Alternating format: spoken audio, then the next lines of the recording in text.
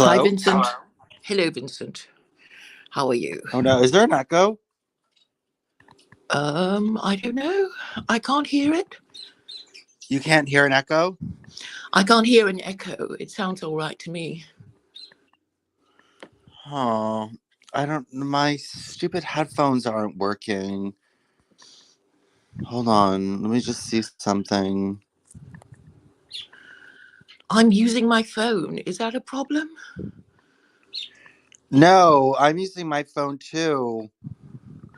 Well, I can hear you. I can't hear an echo. Um,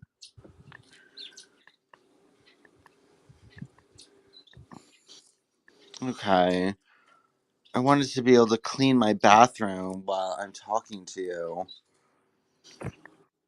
Well, Oh, I I can can. hear. I can hear you now. Oh, good. Yeah, I can hear you now. Oh God, I just got done talking to this Serbian guy. It's really annoying. You know, he Who's was the Serbian guy? Give us a bit of background. well, he's Carl Broman's friend. Carl Broman is translating a Swedish Masonic article for me. Um, Yes, yes, you told me. Well, I told you Broman was a bit weird. So what? He's not the Serb you're talking about, is he? no, he's not Serbian. Carl So Bro Carl Broman is Swedish. that's what I thought. So he introduced you to the Serb. Is that what you're saying? He introduced me to a Serb. Where are you? Are you walking? I'm on my exercise bike. Oh, okay. Um, um. Oh no, shit. Um. Yeah. So he introduced me to this Serbian guy, and who, you know,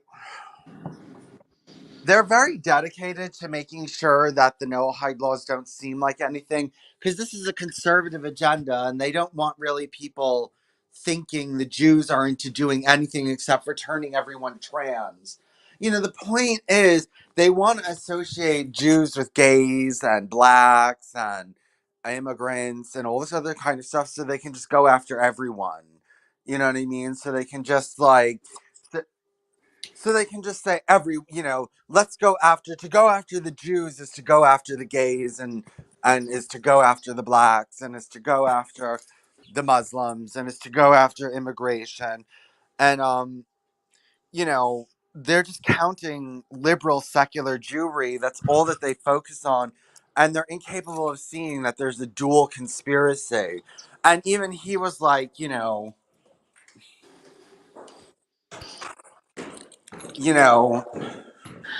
I Well, might I might cut out. I might cut out. I know it's echoey right now. I'm getting something. But I okay. but I might cut out. So Mhm.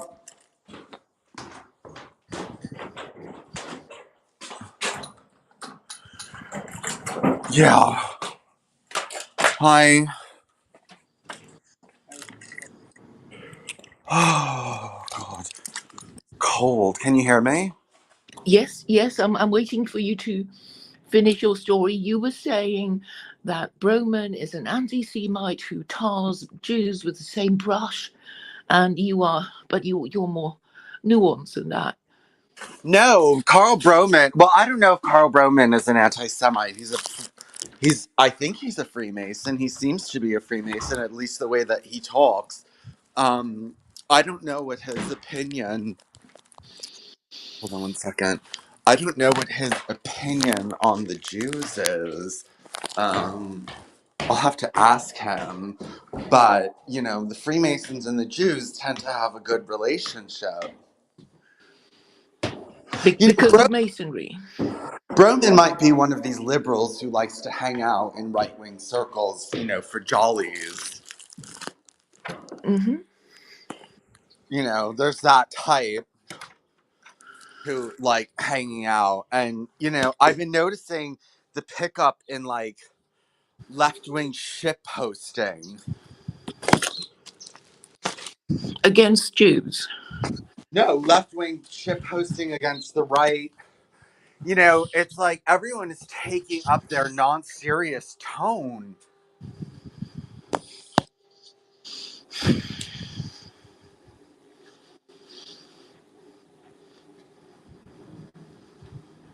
You know, it's like everyone is just becoming this like just nothing is serious.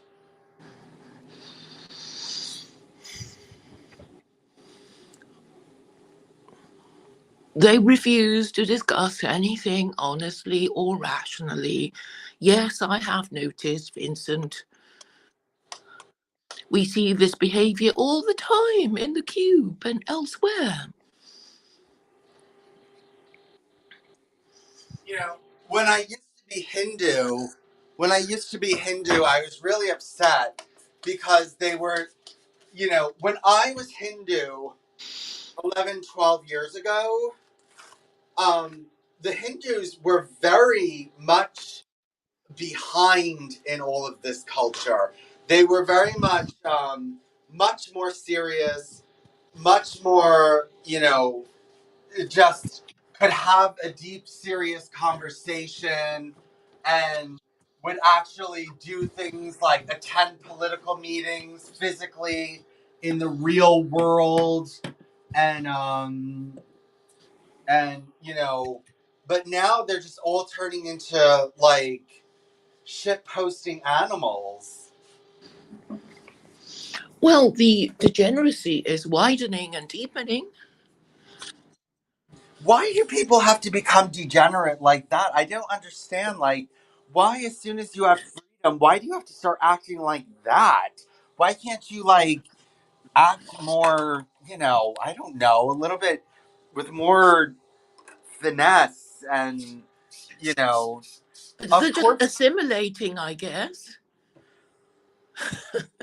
Yeah, but why are people creating this culture to begin with? This is, you know, I don't know what happened to people. People used to want to be strong. People used to want to be like scary, like, you know, meaning that like, you know, don't fuck with us. You know what I mean? But this is like not a don't fuck with us. Well, actually, it's a tactic, isn't it? It's like, don't hurt me. I'm mentally ill. I don't mean Well, anything yes, I say. I'm well, I'm a bit mad, you know, and a bit stupid. It's above my pay grade too. Oh, oh. well, the and yeah, it's that, and yes, also, you know, this you know, how everything is the Fed and the feds are looking after them and they don't want to look too serious because these imaginary feds that are going to do something to them. Like, why don't the feds do anything to me? But Well, I the guess because they don't want to seem like they're planning anything. They don't want to seem like they have real world um connections, or you know, they don't want to seem like they're up to anything and capable of anything. But the thing is that if you're putting on this aura of incapability all the time, then you're going to become incapable. and you will encourage the people who oppress you to oppress you even more because you're so stupid and Yes, weak. yes, they'll, yes. I mean, they're oppressing them even more because they have no power, and the leftists have all the power because the leftists actually try, and you can actually have a serious conversation with a leftist. They actually, you know, it's Can you? the left is getting dumb too. They're adopting, like I said, these shit posting tactics and stuff. But still, the left is much more capable of a decent conversation that's,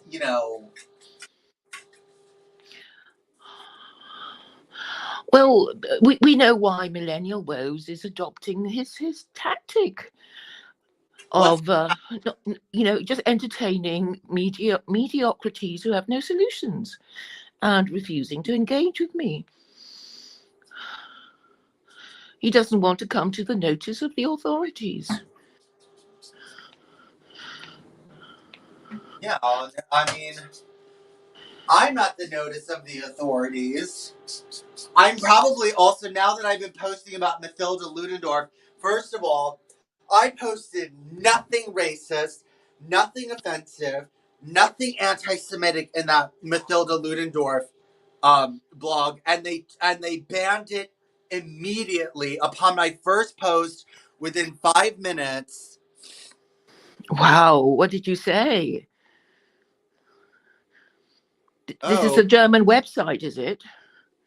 this is my, I didn't say anything bad. I just was like, here's the works of Matilda Ludendorff, and they banned it right away. But Oh, if you're you're, talking about Blogspot.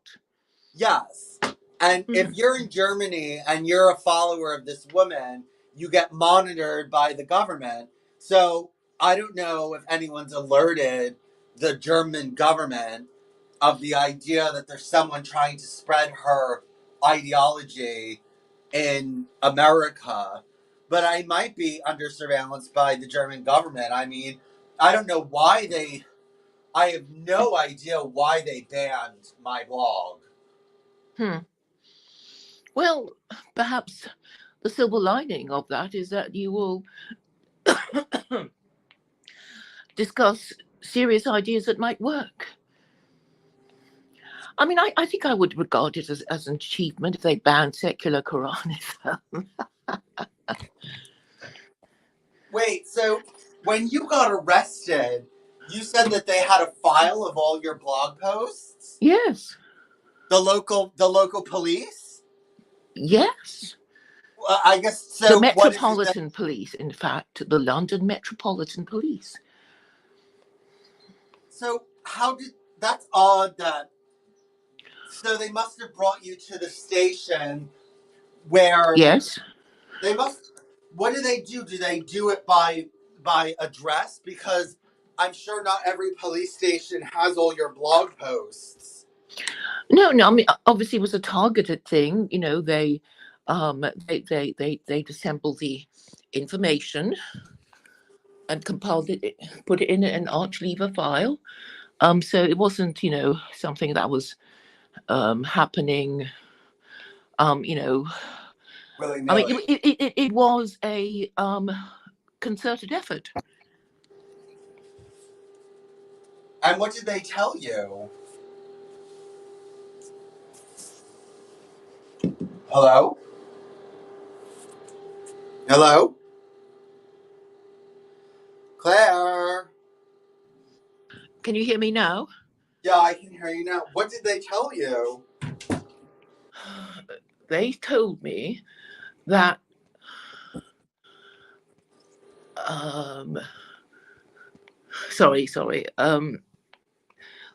They told me that they wanted me to accept a caution, having assured me that nothing would follow, but it would be on the record that I accepted a caution for, I don't know, they didn't even say what it was, hate speech or whatever. Anyway, I refused. And then they dropped it. They dropped the case. But But I what? mean, I'm not the only person it happened to. I mean, a lot of people were traumatized when the police came to their home and took their phones and away from them, phones and computers. I wasn't the only one.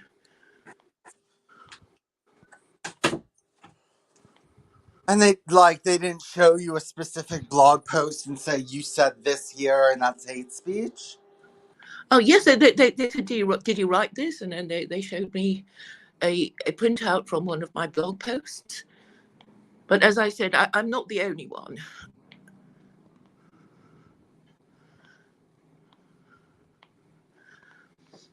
I Well, mean, Andy Nowicki complained about the same thing. He said the FBI called him, knocked on his door.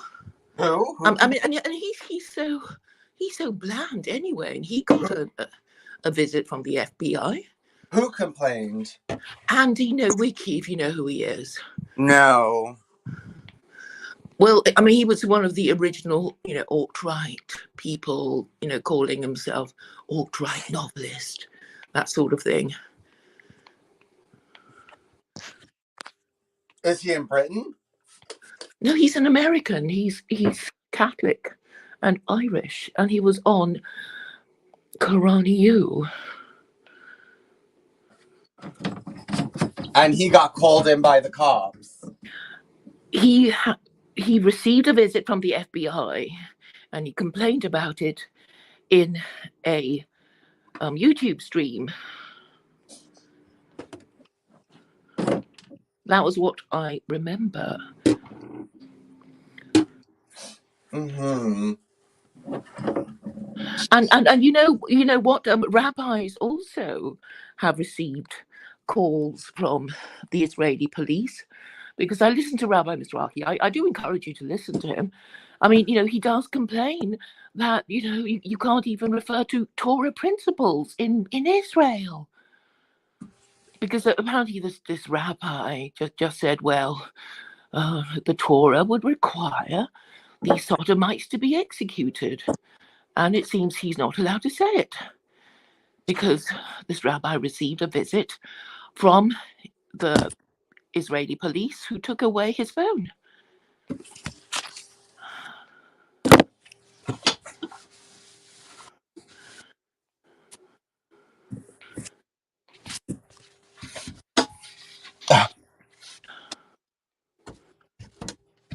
Odd. Well, not really, if you think, this is a battle between matriarchy and patriarchy. Because, when I think people have worked out what the problem is, they'll know that it's really a battle between matriarchy and patriarchy. I mean, they want to think, it's between liberals and conservatives and Jews and Gentiles. And, ultimately, it's about who is prepared to stand up for the institution of marriage.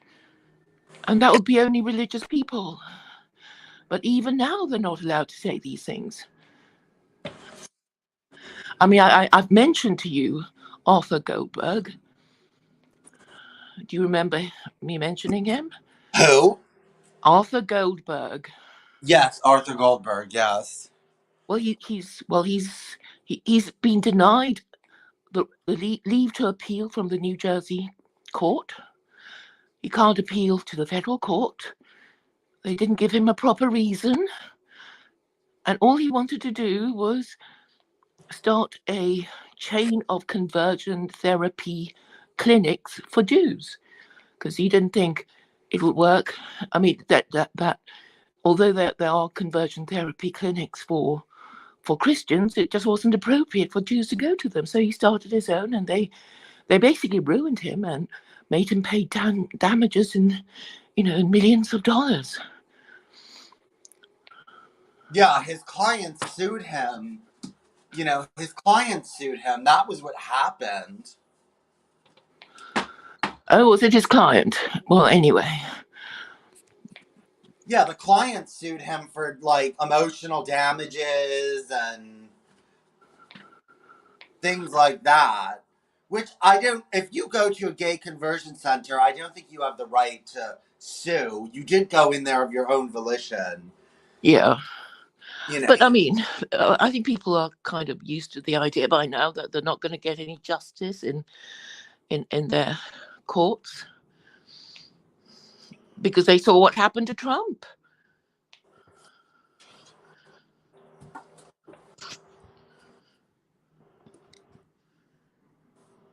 Right. And there's this thing called Project 85, I think, which is about going after lawyers who represent Trump and his supporters. Have you heard of that? No. Well, Yeah, I think it's called the Lincoln Project or Project 85. I thought Have you? I've heard of the Lincoln Project.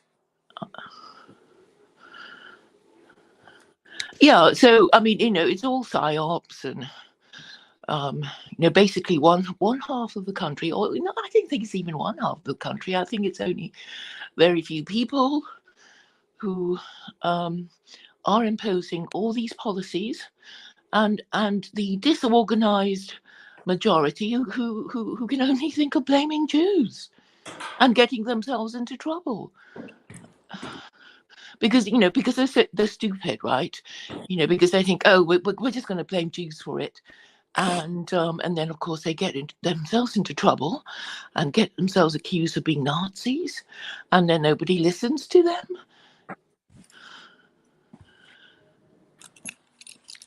But they can't help it. It's almost sort of knee jerk. Oh, we got into trouble for talking about the Jews. We need to talk about the Jews some more. We need to, collect more anti-Semitic Jewish conspiracy theories to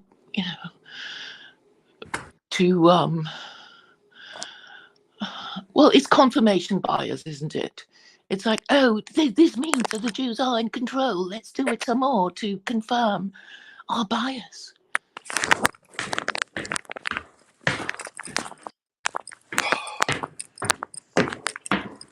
And fundamentally, everybody is irrational. I mean that's my theory, and I'm sticking to it. Even people are not.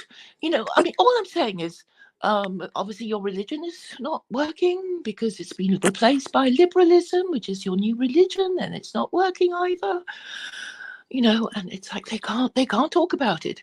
And one of the things that happened today for me is that Jacob Varturecci and his crazy group of mentally ill people, they can't discuss what I'm saying. Because all I've been saying is, well, Christianity is kaput. Christianity is kaput. And guess who was the one who finally got rid of me? It was some rabbi, some LA rabbi called Rabbi Yitzhak, who said, it's either her or me. And Jacob decided it was me. Did you watch that video I sent you?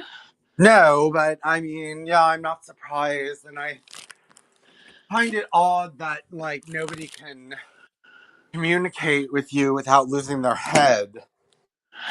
Except for you. Except for you, Vincent.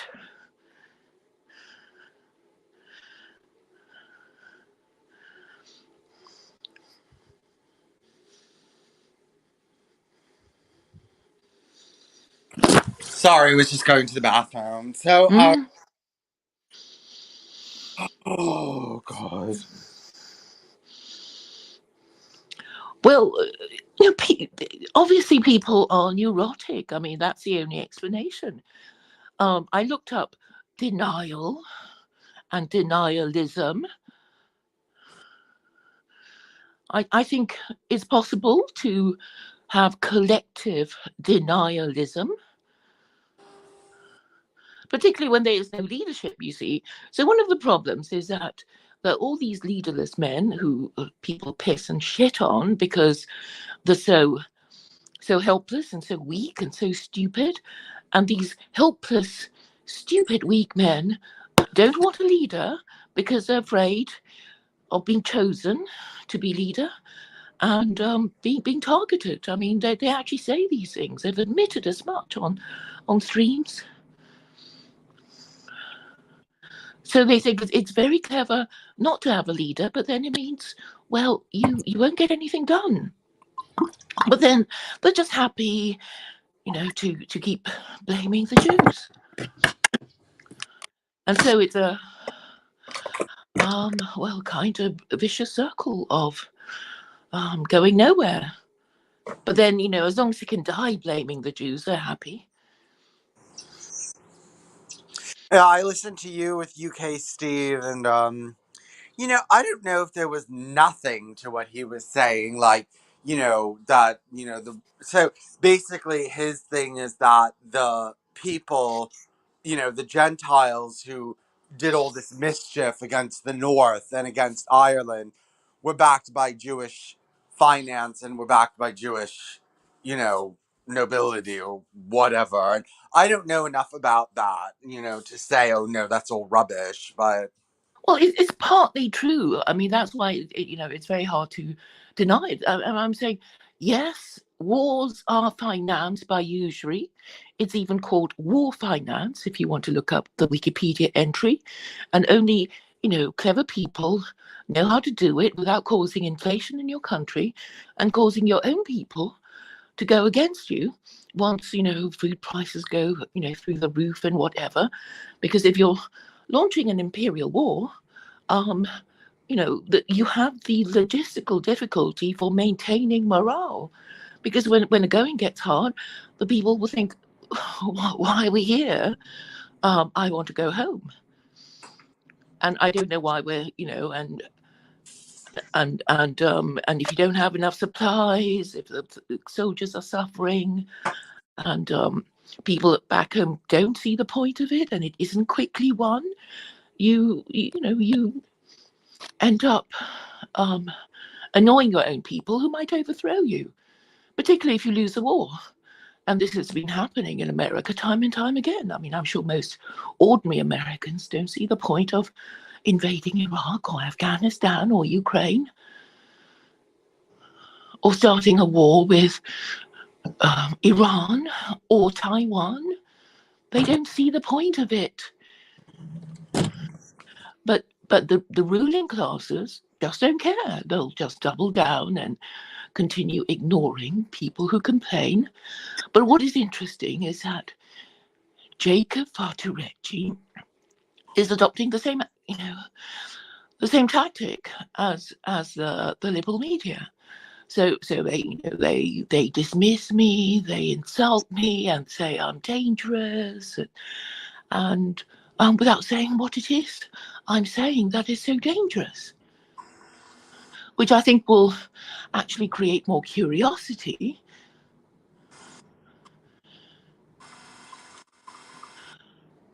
But I think really the secret to success is just to be clear and to be brief and to have a plausible story that cannot be denied. So I mean, nobody's going to say, "Oh, but Claire, you're wrong when you say the Americans haven't got an official religion." Well, they can't say that, and I'm saying, well, that's a problem. It's because Americans don't have a religion, making Congress able to just pass any law they like. I mean, if you think of all the five world religions, they all used to have the purpose of supporting the practice of marriage, but Christianity is the weakest link. Claire, But no, what exactly did they point to in your blog? Do you remember exactly what sentence they said, did you write this? What was it? Sorry, what? Okay, when you got brought into the police and they took out your blog post and they showed you, what exactly did they show you? What was the exact problem with your blog post? I can't remember, but I mean, I think last year, Blogspot wrote to me and said, this post has to go. This post has to go under, advisory, so people will have to do one extra click before they're allowed to, read the post. So they don't like a lot of things that I say. But I mean, I don't go on about Jews. I go on about feminism. I don't know. Well, the British authorities obviously know who you are. Hello, I can't hear you. I can't Uh, hear you. okay, I'm back, and I'm making my way to the computer. So, so Well, I mean, I do say what I say about unmarried mothers, etc. So I'm known for saying that, and they don't like it. And particularly they don't like they don't like secular Quranism. So I think it's quite clear, but they don't want to talk about it. They don't want to specify what it is because they don't want to give it the oxygen of publicity. I think so they're kind of in a bind, because I think in a way they sort of know that I'm just sort of waiting for them to say secular Quranism is banned. Nobody can discuss it, and they don't want to go quite that far, because that would create more curiosity than they would want. So that I mean the tactics are the same. It's just a state of mind. So I mean I have people. Okay, I have a person that I regard as a friend, and he can't discuss it either. So I did give him a copy of my book, and then I think I was quite gracious when he gave me a list of typographical errors, and I said, thank you, it'll be incorporated in my next in the next edition. Do you have anything you want to say about the actual contents and the arguments and the topics I address? And there's just nothing. He can't say it. I mean, I'm he's not what's the word? He's not ignorant or illiterate. In fact, I know he wants to think of himself as literate or even literary, but he seems unable to because he's basically like Pebble Muncher, who claims he's read the book twice, but he's not able to actually say what he finds so objectionable about it. So all I get are insults and accusations, and that's it. But I mean, I sort of get it, but that they're saying, well, you don't have a right to, how dare you? You weren't even born here. You're not even white, and you're just a woman. It's like, okay, but do you have anything to say about the arguments? And the answer is always no.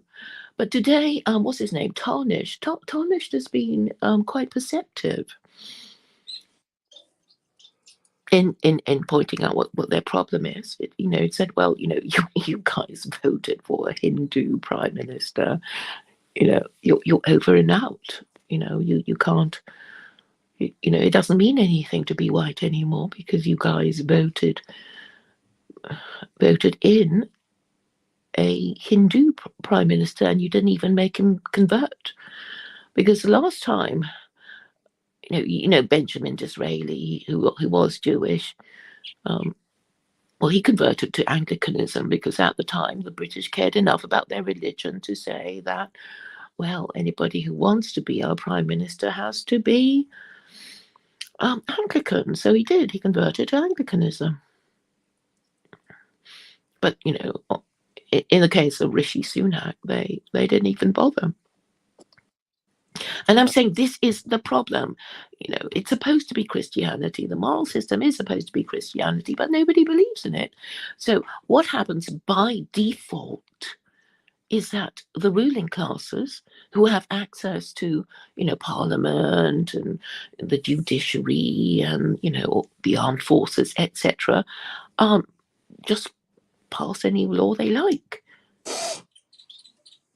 And this, in effect, means that even though you are a republic, as America is, Congress has the power of an absolute monarch over the American people. And I know I've said it before, but I do think people quite understand. This is just the mechanics of it. What I think I'm doing is explaining a very simple mechanical problem. It is sort of like, well, if you want to fill up your bath, you need a bath plug. And people have just been ignoring me all this time.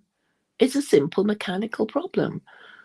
And obviously, if you're playing a game, you need to be told A, the objective of the game, and B, the rules of the game. And if you're not told either of that, how can you win? You won't even know what you're doing.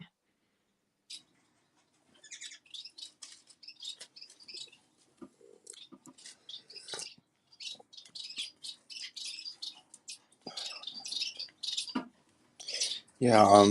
Yeah. Wait. Sunak is Labor or Conservative? Conservative. Okay. I'm surprised the Conservatives got in. Well, you know what it was? I don't think the left protested much. What did you say? I don't think the left protested him that much. I don't remember seeing anything like, "Oh God, Ricky Sunak or Richie Sunak." No, because it wasn't like there was an election or anything like that. It was just Liz Truss lost the confidence of the party and Parliament, and they um they the Conservative Party members elected Rishi Sunak. That's what happened. How did somebody? Oh, did you give out the? Oh God, did you give this to Pebble Muncher? Who did you give this No, to? no, no. It's me. It's me. Oh, It's me. Back of the computer. I'm going to leave now. okay. Hello. Hello. Yes, it's me. Okay. Um. Oh, I didn't know it wasn't election, and I don't know. I feel like every 5 seconds, Britain's having a new prime minister. Yeah, and it completely desecrates the whole office because it becomes like musical chairs, right? Yeah, and then nobody can get anything done, and Yes, and that's why people are basically mentally ill, and they just talk nonsense because I guess they feel that they feel there's no point even saying anything or doing anything, and they're just waiting to die. I mean, literally, I think they're just waiting to die.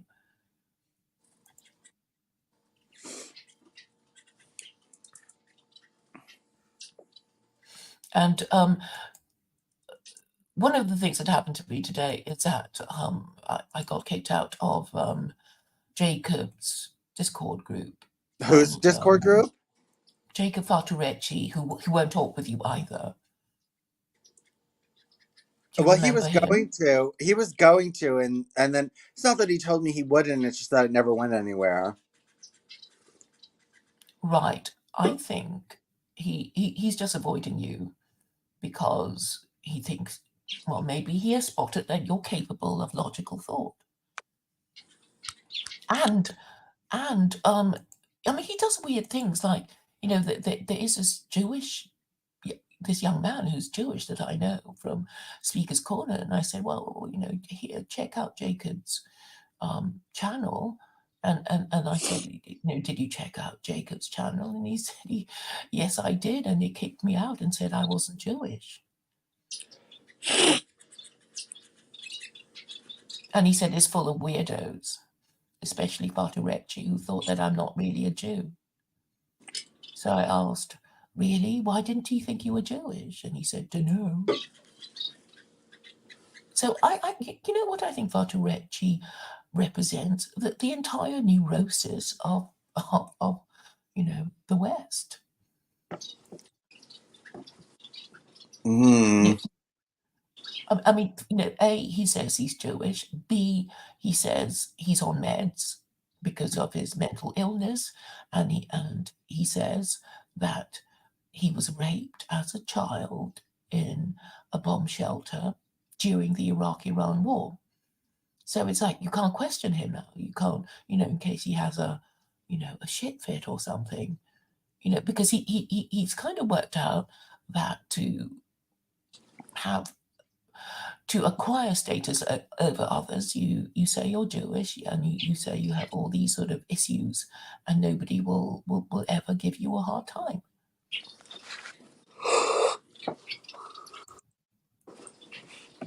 and I think he works in social services, in mental health in California. He changed jobs from becoming an insurance agent, broker, and now he's criticizing everybody. And the Christians, well, they just obey him. They come to his channel, they talk their thing, he pays for their channels, their YouTube channels, and he controls them. Yeah, well, you know what? Like, if you're going, well, the Gentiles are stupid. As I told you, my opinion is this, that most Jews are smarter than most Gentiles, but there are very few Gentiles who are smarter than any Jew. And, these Gentiles just don't know how to really, do anything useful when it comes to um, countering Jews. And they, they do it the wrong way.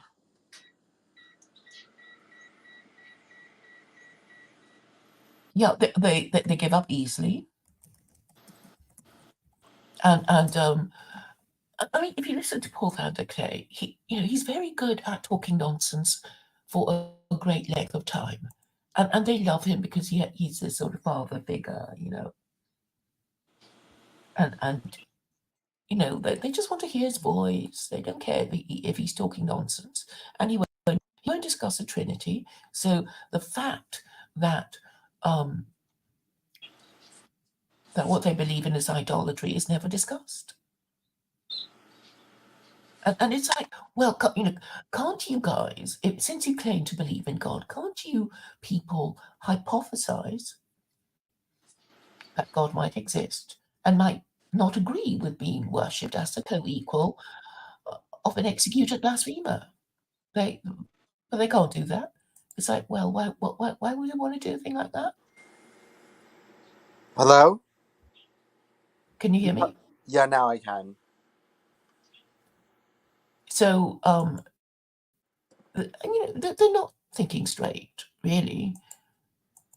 And if you ask them these questions, they'll just, laugh and say, it doesn't matter, who cares? I mean, Ralph has just popped up, and he, first he pretended to be Christian, and now he's claiming to be a Jew. What are you talking So about? He's claiming to be Ralph Jewish? Ralph Masilamani, who's this Indian living in the UK, he went to school in the UK, now he lives in Germany.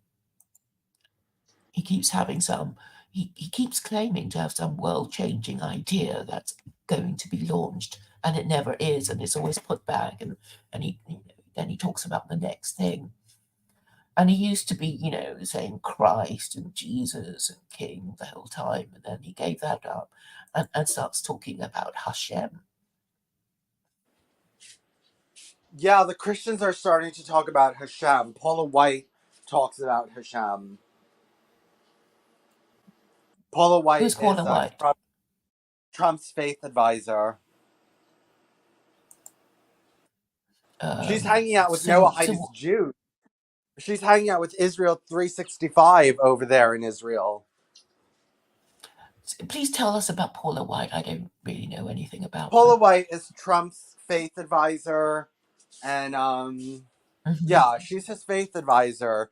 She's like this kind of like greasy, grimy, like she dresses like, she's not, she's not what a Christian is supposed to be, dressed up all in expensive clothing and about money, and she's very like, she's just very oozy. She's very like, uh, you know, well, Trump picked her, and Trump is gonna want a woman who's into money and into power, and things like that. She's one of these kind of, I shouldn't really speak about her because I don't know her teaching style, but she strikes me as one of these kind of like motivational speaker Christians. God wants you to have money, you know what I mean?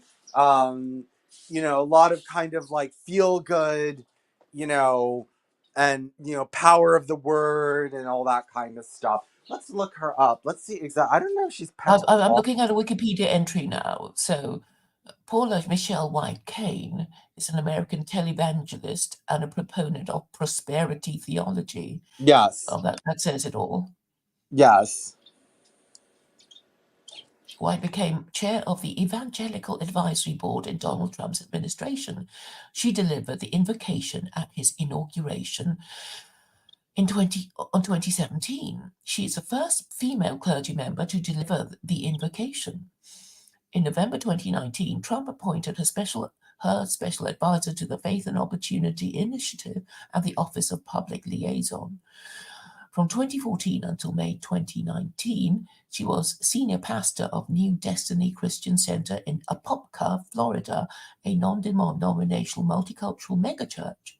She was formerly the co-pastor of Without Walls International Church in Tampa, Florida, a church she co-founded with pastor and then husband Randy White in 1991. So So she's she divorced, divorced. or Yes. did he die? Um, Well, he has a well, Wikipedia. it says they were divorced in 2007. Oh no, Uh, divorced 2007, children 3. No, he hasn't died yet. yeah, he runs a Without Walls International Church. No, he's not dead yet. So, and he doesn't look anywhere near her status. Oh my god, do you see him with the ripped jeans and mom Yeah, jeans? And he looks kind of like he doesn't look like her, but that doesn't matter. yeah. But she's like, you can tell just by looking her, she's very glitzy, glammy, you know. Hmm. Oh, she went into bankruptcy.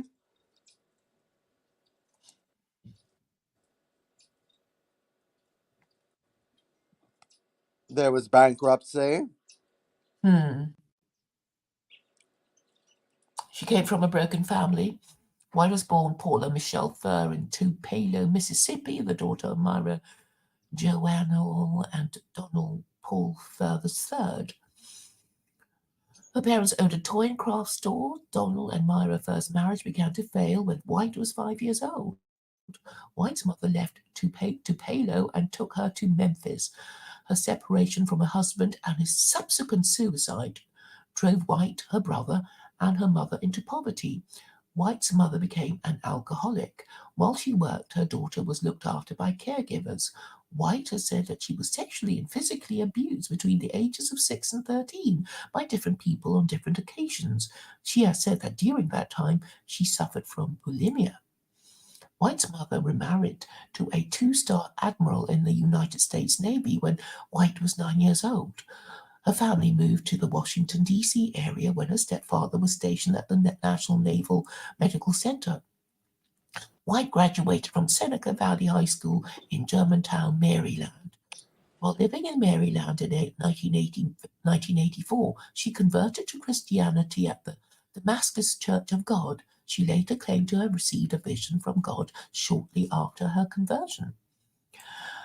Ministry Without Walls International Church. The Tampa Christian Center was founded in Tampa, Florida by the then married Paula and Randy White in 1991. The church struggled financially and could not afford to pay the Whites a salary for the first 2 years. The couple lived on government assistance and the handouts of others. From 1991 to 1998, the church changed locations 3 times until it secured the property at 2511 North Grady Avenue in Tampa and changed the name of the church to Without Walls International Church. While the church was holding services in an outdoor tent in 1999, it reported 5,000 attendees a week and 10,000 ministered to outside of the church by 230 outreach ministries. Without Walls International Church then purchased a property next door at 3860 West Columbus Drive to expand its Tampa campus. The property acquired was a Canada Dry warehouse, which was remodeled and became the main sanctuary for the church until September 2014. In 2002, Without Walls International Church began to expand by purchasing the defunct Carpenter's Home Church location in Lakeland, Florida. At the time, the church reported 14,000 members and 200 ministries, including job training, evangelism among public housing projects, and a teen club. Without Walls International Church also began to hold Saturday night services at Carpenter's Home Church in Lakeland, renting the property. Carpenter's Home Church would later be purchased by Without Walls International Church in 2005 for $8 million, with the church renamed Without Walls Central Church. In 2004, Without Walls International Church reported a congregation of 20,000, the largest congregation in the area and the seventh largest church in the United States. An audit later made public by the United States Senate committee chaired by Iowa Republican Chuck Grassley showed that Without Walls received $150 million from 2004 to 2006. The Senate report found the church White operated with her now ex-husband spent tax-exempt ministry funds 1 year to pay nearly $900,000 for the couple's waterfront mansion, over $1 million in salaries to family members, and paid for the White's private jet. White and the church did not cooperate with the investigation. In 2011, Grassley issued a report outlining his committee's findings, but took no additional action. So, right, so, that's interesting. So he's, we can check out Chuck Grassley later. On July 12th, 2009, White became the senior pastor of the church that she had co-founded, replacing her former husband, Randy White, who stated that he was stepping down as pastor for health reasons, but would remain connected with the church in a different position. On January the 1st, 2011, after the resignation of Scott Thomas, White became the senior pastor of the Without Walls Central Church in Lakeland, Florida church, making her the pastor of both locations. In August of that year, services ceased when electricity was disconnected after failure to pay over $50,000 in bills. 1 year later, on January 1st, 2012, she became senior pastor of New Destiny Christian Center as well. On June 20, 2012, her ex-husband Randy White resumed leadership of the Tampa location. Bankruptcy. By 2008, 3 years after purchasing the Lakeland property, Without Walls International put both locations up for sale due to financial difficulties. The Evangelical Christian Credit Union began foreclosure proceedings on both properties later that year. Selling 2 parcels of land to the city of Lakeland allowed for a settlement with the credit union in 2009, modifying the mortgage through 2013. In November 2011, while White was still senior pastor of the location, her ex-husband Randy White said that the Lakeland property was on the verge of being sold or going into foreclosure. By October 2012, the Tampa property was under foreclosure proceedings by the Evangelical Christian Credit Union after failure to pay loans. In a counterclaim filed at the time, Without Walls International claimed that White had taken audio equipment owned by the church to her new church in Apopka. On March 4, 2014, when White was a senior pastor of New Destiny Christian Center in Apopka, Without Walls International Church filed for Chapter 11 federal bankruptcy protection. In response, the Evangelical Christian Credit Union, which said the church owed it $29 million, called the filing a litigation tactic to prevent the foreclosure of 2 church locations. In a television interview with Erin Burnett at CNN, White stated, "I've never filed bankruptcy. I had resigned Without Walls. I had absolutely no part." Paula White Ministries. Do you want to listen to this, or shall I go straight to Trump administration? It's up to you. I mean, it's a little bit. Okay, I'm happy to, for the sake of thoroughness, read everything if you have time. Yeah, sure. White recorded the first broadcast of Paula White Today in December 2001. By 2006, her show appeared on 9 television networks, including Trinity Broadcast Network, Daystar, and Black Entertainment Television. Ebony magazine said of White, "You know you're onto something new and significant when the most popular woman preacher on the Black Entertainment Network is a white woman." White considers T.D. Jakes her spiritual father. Jakes invited her to speak at his Woman Thou Art Loosed conference in 2000. She also participated in the Mega Fest hosted by Jakes in Atlanta in 2004, 2005, and 2008. White has ministered to Michael Jackson, Gary Sheffield, and Daryl Strawberry. Do you know Gary Sheffield and Daryl Strawberry? Daryl Strawberry, I'm 99% sure, is a sports person. Daryl Strawberry isn't sports. I don't know who the other person is. Okay, yeah, he's a former professional baseball right fielder. And Gary Sheffield is former professional baseball outfielder. Both are black. And sportsmen are known to be infamously dim. She was a personal pastor to Daryl Strawberry starting in 2003, following Strawberry's release from prison for cocaine possession.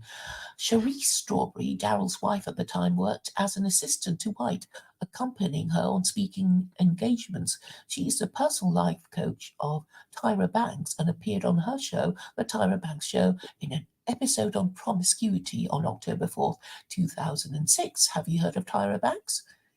Yeah, Tyra Banks is a model. Mm-hmm. On December 31st, 2011, the board of New Destiny Christian Church in Apopka, Florida, announced and appointed White to succeed Zachary Timms as the new senior pastor. New Destiny Christian Center had been searching for a replacement since his death in August 2011. Tim's ex-wife, Reva, filed a lawsuit against the board of directors but quickly dropped it, citing a hold harmless clause in her 2009 marital settlement agreement. Do you know what that means? No. In contract law, sorry, I'm kind of interested because I don't know what it means. What is it called? A hold harmless law. So anyway, she was suing her husband and then she decided not to. So, okay. In contract law, an indemnity is a contractual obligation of one party, the indemnitor, to compensate the loss incurred by another party, the indemnity, due to the relevant acts of the indemnitor or any other party. The duty to indemnify is usually, but not always, coextensive with a contractual duty to hold harmless or save harmless. I don't know what that means.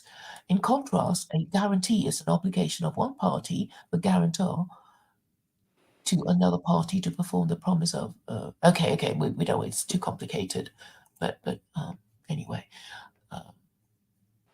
Anyway, Tim's ex-wife Reva dropped a lawsuit against the board of directors of the New Destiny. Okay, I don't even know what it means. Upon hearing of the controversy, White addressed the New Destiny Christian Center during a service that she was leading. "I'm not asking you to like me. I'm not asking you to love me or respect me, because I'll do the work to earn that. I always ask people to give me 1 year of your life, and I promise you will be changed." On January 1st, 2012, White officially became the senior pastor for New Destiny Christian Center in Apopka. Her philanthropic work in the community along the New Destiny Christian Center has been publicly acknowledged by the mayor of Apopka.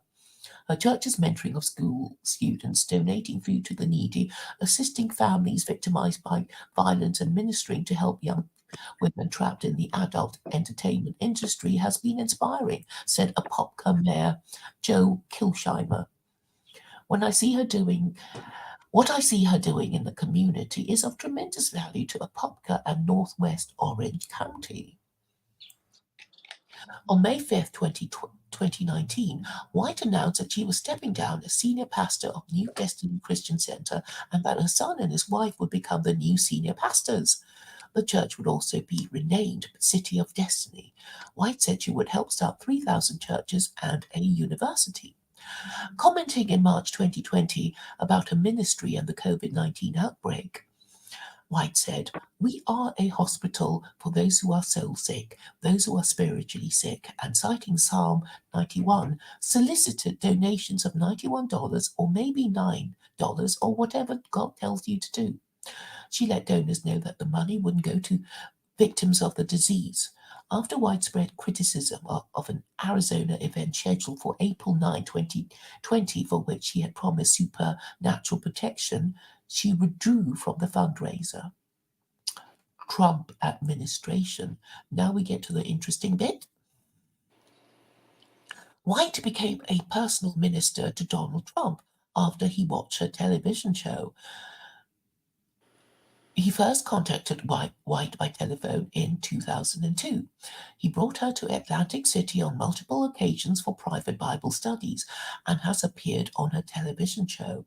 In June 2016, White was credited by James Dobson for having converted Trump to Christianity. White was part of Trump's Evangelical Advisory Board during his campaign for president, and she provided the invocation prayer during Trump's inauguration ceremony. That was what you said yesterday, I think, or the day before. From when Trump took office, White had served as one of the president's spiritual advisors and had held various prayer circles with him in the White House, including in the Oval Office. One notable prayer moment was White initiating prayer with President Trump on February 27, 2020, at the African American History Month reception in the Cabinet Room. White led Black leaders to lay hands on President Trump, a moment that aided President Trump appeal with the Black community following their concerns with him before he was elected. In 2015, Black pastors called for then presidential candidate Trump to apologize for unfair treatment of the American community and also to Mexicans for its inflammatory rhetoric. White, with assistance from her own ministry board advisor Jack Graham, has had an ongoing spiritual collaboration with Trump. White enthusiastically supported Trump's 2017 to recognize Jerusalem as the capital of Israel. White also supported Trump for his re-election. On June 18, 2020, when Trump launched his re-election campaign, she opened in prayer. She further used her religious notoriety to seek votes on Trump's behalf. She warned that Christians don't support President Trump will have to answer to God. On November 4, 2020, one day after the election in which Trump was standing for his second term, White appeared in a Facebook live stream in which she conducted a prayer service to secure Trump's re-election, repeatedly calling an angelic reinforcement from angels from Africa and South America, as well as an abundance of rain. This was after it became apparent from election results that Trump was losing to Biden. The video featured White leading the impassioned prayer that included praying in tongues. It quickly went viral across the internet and received much criticism and ridicule. At the rally preceding the January 6 Capitol attack, she offered the opening prayer before Trump's speech. Politics. On October 21, 2019, the White House announced that White would serve in an official advisory role for the Center for Faith and Opportunity Initiative. On May 7, 2020, White delivered the opening remarks for a National Day of Prayer ceremony. White stood as an advocate for Trump's immigration policy. She also defended the Trump administration's policy of detaining immigrant children, claiming conditions were not inhumane. Concerned Concerning the conditions of a particular facility, the Associated Press stated the facility was packed with hundreds of underfed, unwashed children, some of them sick with flu, forced to look after each other in the absence of adults. But White claimed that following visits to these facilities, detained youth received 3 square meals a day.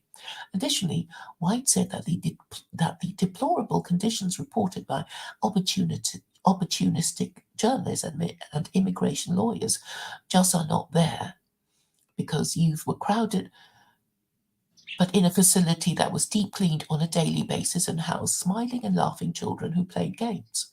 Theology. White is a proponent of prosperity theology. Along with other televangelists, her ministry Without Walls International Church was the subject of an inconclusive 2007 to 2011 Senate Finance Committee investigation. The committee has investigated financial improprieties that could have affected the religious organization's tax-exempt status. According to the report, Without Walls received $150 million as donations from 2004 to 2006, and the church spent tax-exempt ministry funds 1 year to pay nearly $900,000 for the couple's waterfront mansion, paid salaries to family members, and also paid for their private jet. No additional action was taken on the issued report. White has been criticized for her religious beliefs by theologians and other conservative evangelists. Christian author Eric Erickson criticized her for agreeing with a man who said Jesus was not the only Son of God. White has also been criticized for claiming to have a doctoral degree when she has no college or seminary degree. White has denied all allegations and criticisms of heresy. In CNN interview, she responded to some of the criticism, saying, "I have been called a heretic, an apostate, an adulterer, a charlatan, and an addict. It has been falsely reported that I once filed for bankruptcy and that I deny the Trinity. My life and my decisions have been nowhere near perfect, though nothing like what has been falsely conveyed in recent days." In July 2018, while discussing immigration, White said that although Jesus migrated to live in Egypt, it was not illegal. If he had broken the law, then he would have been sinful and he would have not been our Messiah. In response, William Barber II called White a Christian nationalist and said that Jesus wasn't a refugee and did break the law. He was crucified as a felon under Roman law. In January 2020, White was criticized for a sermon in which he prayed for the miscarriage of all satanic pregnancies. White later wrote on Twitter that the comment had been a metaphor and a reference to Ephesians 6. In December 2021, White participated in the prayer rally for peace on the Korean Peninsula, hosted by the Unification Church's Universal Peace Federation. During the event she called Hak Ja-han Moon, the widow of Unification Church founder Son Myung-moon, a jewel from God, and lauded Mother Moon for her great work as a spiritual leader who loves the Lord and seeks to carry out and to comfort her heart of God in all the areas of conflict in the world. White was denounced by Christian rapper Shai Lin in a song called False Teachers. Do you know that song? No. Shai Lin.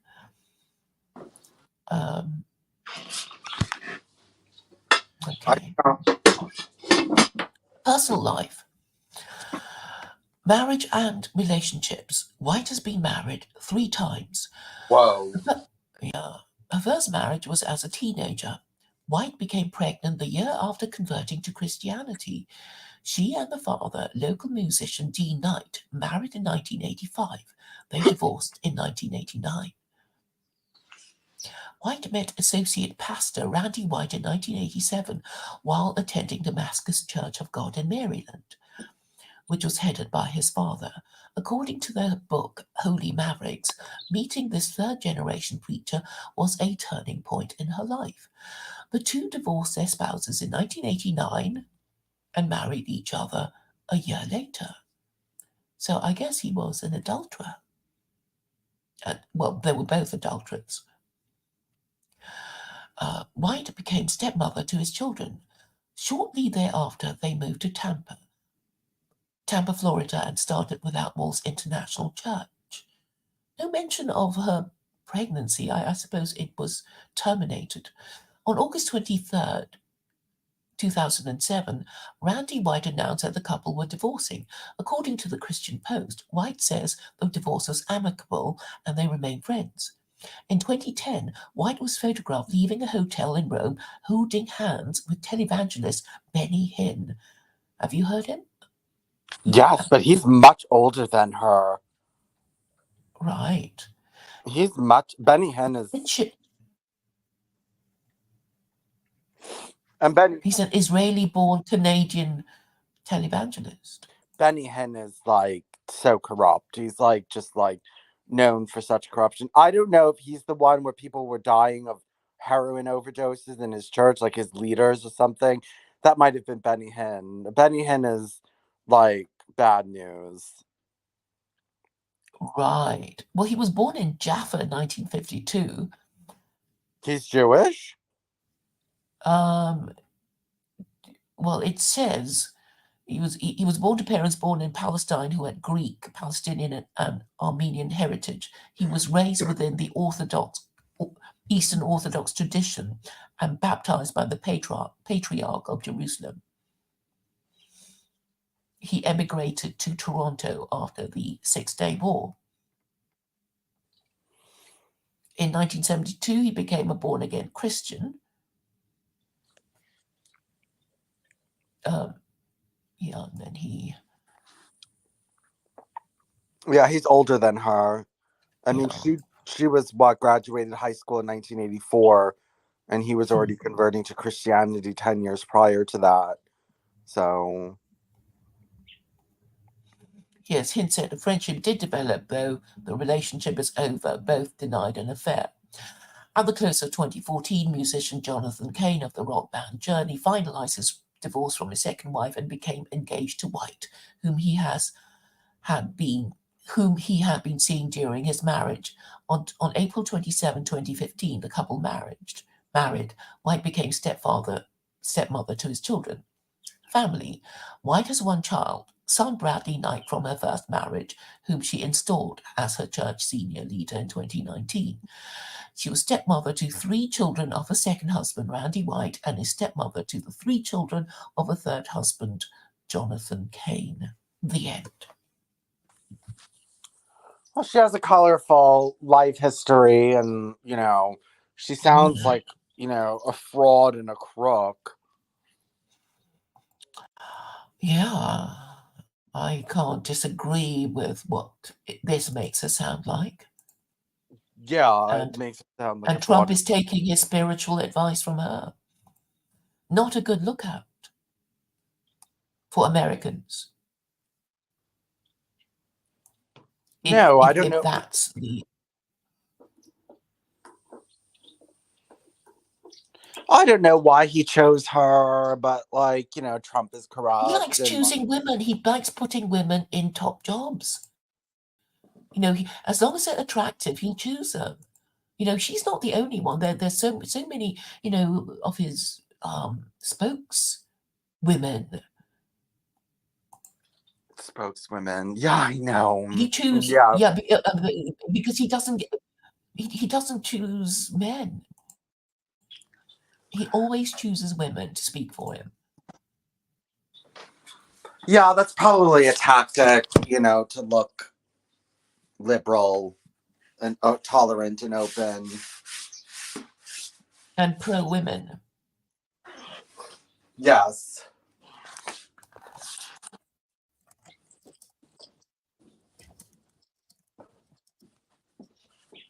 Well, there's quite a lot to say about that, isn't there, Vincent? About her? Yeah. being the spiritual advisor for Trump. And his tactic of, finding attractive women to speak for him.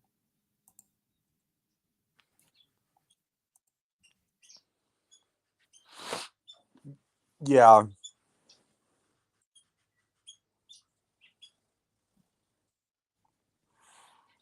Yeah, I mean, oh well. No, but you see, I think it is a particularly American problem because in Europe, it's sort of like you can't just start a church on your own because you're just going to get kicked by the established church, who are so much more powerful than your crappy little church. But in America, you don't have an established church, so a lot of these churches are run like businesses, and they can get powerful.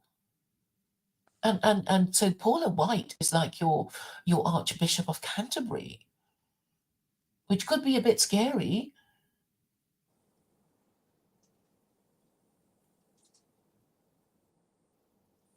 If she's not a very nice person. And it seems from her Wikipedia entry that, as you say, she's had a colourful history.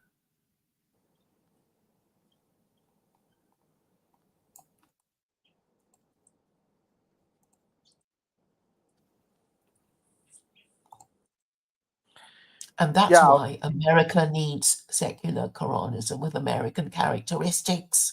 Otherwise, you'll just get some, charismatic televangelists who'll just make up shit as they go along and be whispering in your president's ear. Mm-hmm. I mean, do you see this as a moral danger or not? Well, I don't. Well, no, I would prefer where there is no central church and new church leaders can rise up and take over and new things can happen. I don't want a stagnant, church But like then that. powerful people will just make up the rules as they go along. Well, the thing is that the old established church might not have it right. And so you want people to be able to challenge that. And there's evangelicals in England, and not everyone is an Anglican in England. I mean, there's plenty of Pentecostals and stuff like that. No, but I mean, can you just hypothesize that God might exist and think Christianity is idolatry? And even if you don't believe in God, what you have is quite powerful people, well, I think I would call Paula White powerful because she influences so many people, talking to other powerful people and giving advice that might not be the best advice off the top of their head. I mean, the whole point of Christianity, I do understand that it's like, well, we're just going to use a brand of Jesus to make ourselves seem like good people, but we can do all kinds of evil for which we can, pretend to repent of and break all the rules while pretending to keep them. And because you have no rules, nobody can say, oh, but you're not supposed to do that,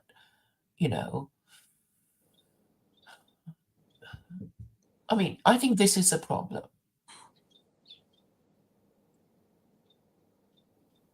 So, I mean, all you have to do is say, oh, I'm Christian and, I can do anything because, but, we have no rules. I mean, it's the same with liberalism. There are no rules. And that's why you need rules. So you can tell when your leader is breaking the rules. Otherwise, you just have an absolute monarch who can change his mind about anything and say, yeah, well, I said that, last year. Well, I've changed my mind now and I'm going to, take back what I've given to you. Or whatever.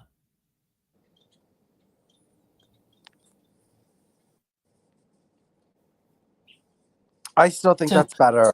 I still think that's better than having a centralized church that doesn't really change and, is stuck in its ways. Well, but that's not true about the Catholic or the Anglican Church. It has changed beyond all recognition. It doesn't Well, the even thing is that believe in marriage anymore.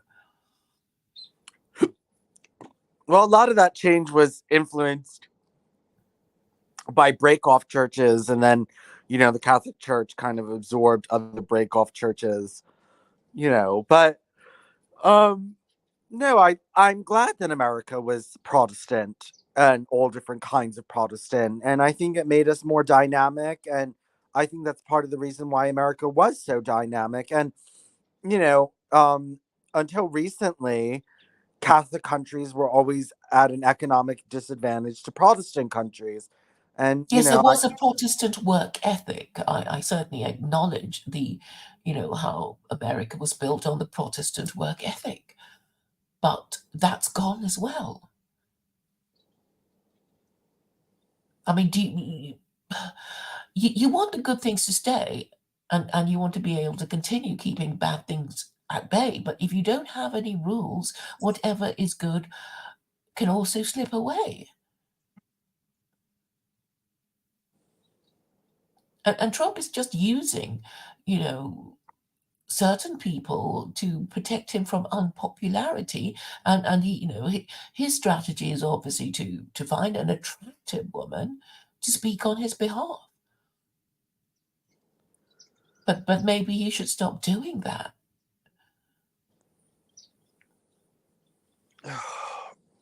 yeah, he elected the woman to the Supreme Court, an attractive woman to And the she was Supreme no Court. good. Yeah, I mean, she was no Why? good. She didn't help him. Well, Amy What? Coney Barrett, right? Yeah. Well, I mean, the thing is, she wasn't any good. She didn't do anything for him in the end.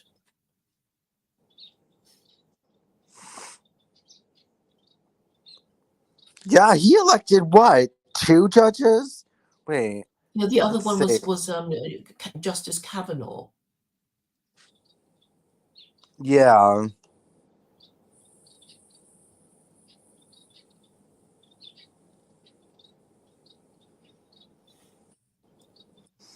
Yeah, Justice Kavanaugh.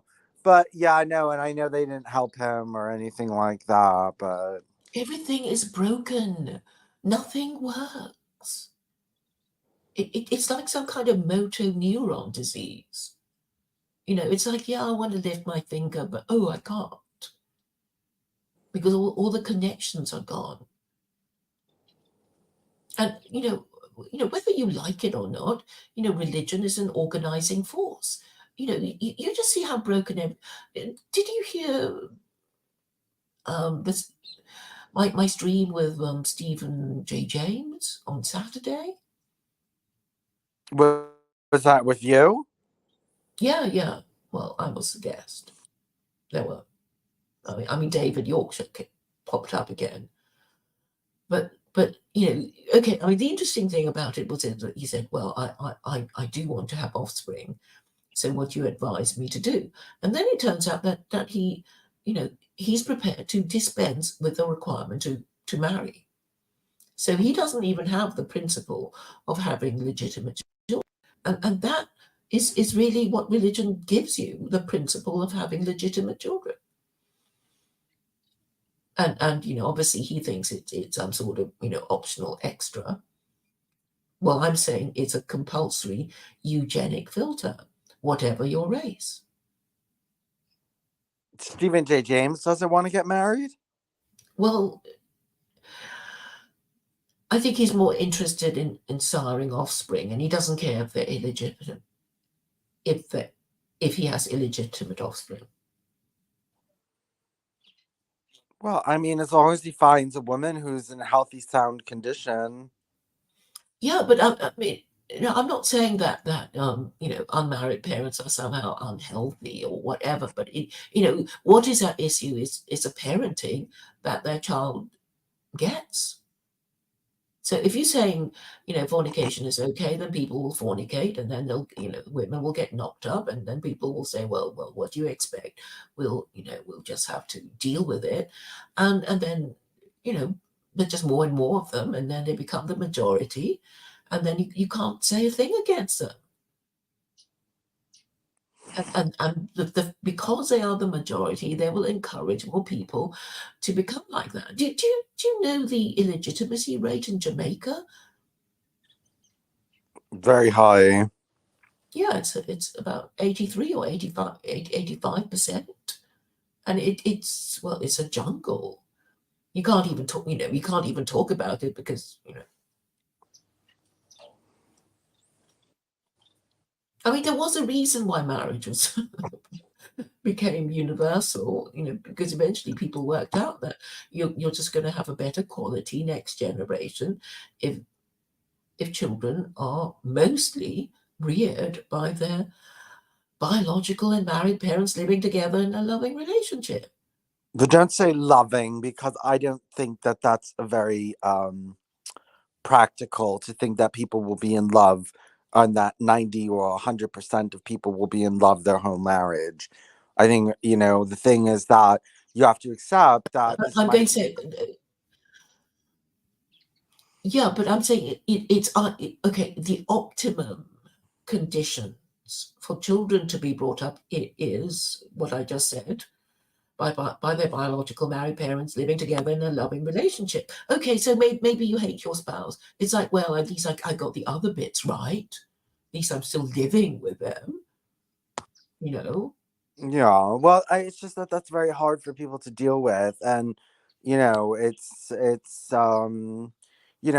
you're one of these people that's able to hide it, the children are going to notice, and these different kinds of things. And then, I mean, there's also the insanity issue. I mean, being with the wrong person can drive you absolutely insane. I mean, my parents were incapable of staying together. I mean, there was just no way. There was absolutely, I mean, they would have killed each other. Well, did they seek marriage counseling? Did they even bother? No, they cheated on each other. Hmm. No, they were so fed up with each other, they just slept with other people.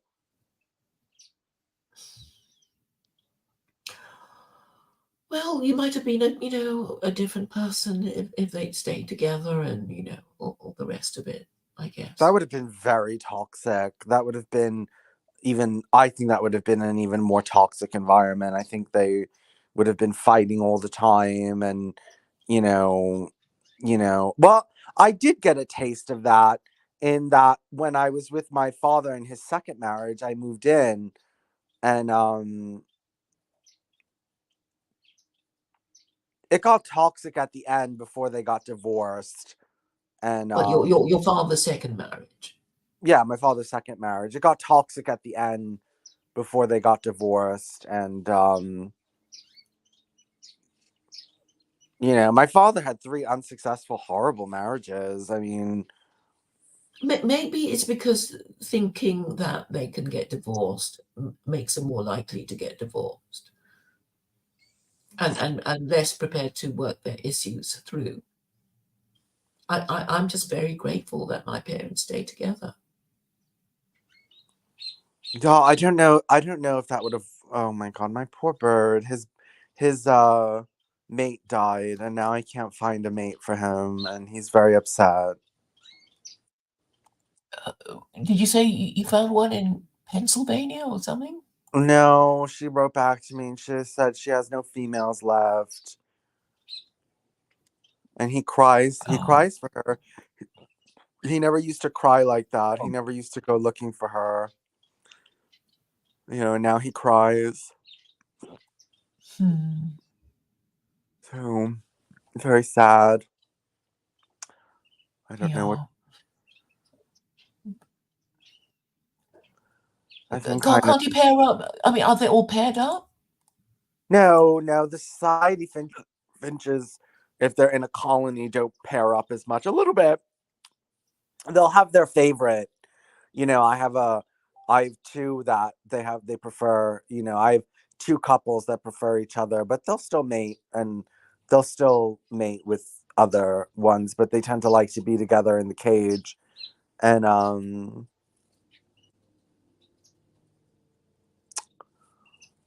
you know,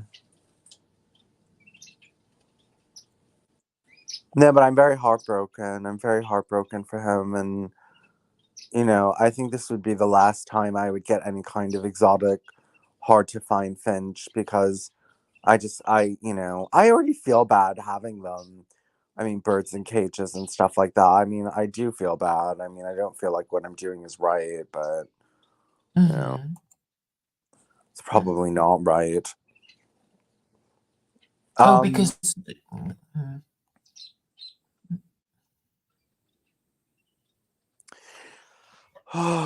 um,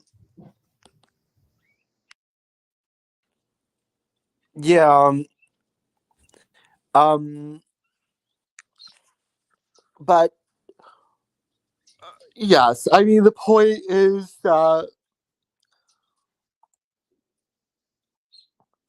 the thing is that, you know, marriages that stay together still produced a lot of, unfortunate offspring. And, yeah, it still produced a lot of unfortunate offspring. And I think the majority of the population has always been um, subpar and just not up to, the task of maintaining a very high level of civilization. And, I don't know if it's worse now or what, but, you know, I don't know. I don't know. All I know is that it's not very sustainable because it takes so much social pressure. And then the thing is that social pressure can only be applied if the vast majority of people believe in that. Like, it was easy to put social pressure against homosexuals because most people aren't gay. And so it was easy to get the population to enforce that. But if you are talking to heterosexuals and 50% of them want to get divorced and another 25% are unhappy in their marriages, if you only have 25% of people that, are happy in their marriage, then it's going to be very hard to enforce that on the population. It's actually very easy. It's like you have to take marriage seriously. You have to love the person, and we'll give you help if you have any issues, and it's not just about you. It's not just about the parties to the marriage. It's the children of the marriage, and the thing is, if the government wanted to, it could do all these things, but they choose not to, and in fact, they do things like you know um, abolish fault-based divorce, encourage. Well, I mean, we do have no fault divorce in the UK now, so you don't even have to say a reason. You Yes, just say, but "Well, I'm off Claire, now." everyone in the Okay, government is you also you don't divorced. have children. All, what do you say? Everyone in the government is already divorced. So the idea that government officials are in the media, they're all divorced. I mean, who's not divorced? What sector's not divorced that they're going to come in and Okay, so it's been normalized, right? And nobody wants to correct it. They're not going to say, "Oh, it was a bad idea to normalize divorce." It's like, well, what can you do now? We'll just carry on and not admit our mistake. That's what they're doing. It's like, well, we've been doing it for so long. We'll just carry on because, well, we're not going to admit our mistake. God forbid that we should admit any mistakes because we worship our past, whatever it was, uncritically, absolutely, because Claire, that's how we are. can we finish this on your channel in about an hour? Because I do have to go. Yeah, sure. Yeah, I'll contact you on Telegram and we can continue talking in a little bit. Okay. All All right. right.